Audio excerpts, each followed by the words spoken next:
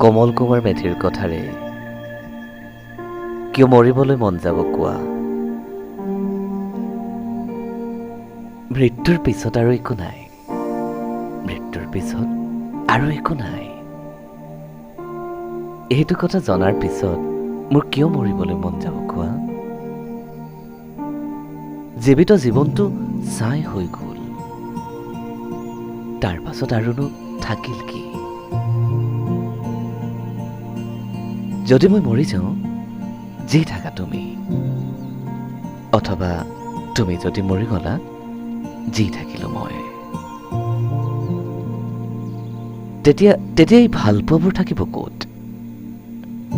স্মৃতিত নে যন্ত্ৰণাদগ্ধ সেই সোঁৱৰণিত?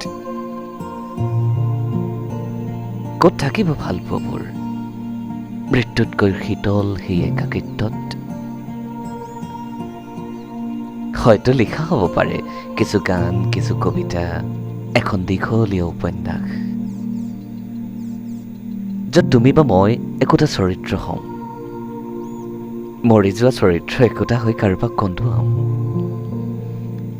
আৰু কাৰোবাৰ বাবে হ'ম প্ৰেমময় প্ৰেৰণা। এইবোৰ কথা জনাৰ পিছত মোৰ কিয় মৰিবলৈ মন যাব কোৱা? মই কিয় হেৰুৱাম তোমাক? ইমান অবিশ্বাসী এই মৃত্যুত কিয় আৰোপ কৰিম শিল্পৰ মহত্ব? কিয় কম এনে কথা, তুমি মৰি গলে ময়ো মৰি যাম? মৰি গলেই যদি সকলো শেষ, কিয় কম এনেবোৰ কথা? তাতকৈ জীৱনক জটিলতাৰ পৰা সৰল কৰিবলৈ প্ৰিয় শত্ৰুবোৰৰ দীৰ্ঘায়ু কামনা কৰিম।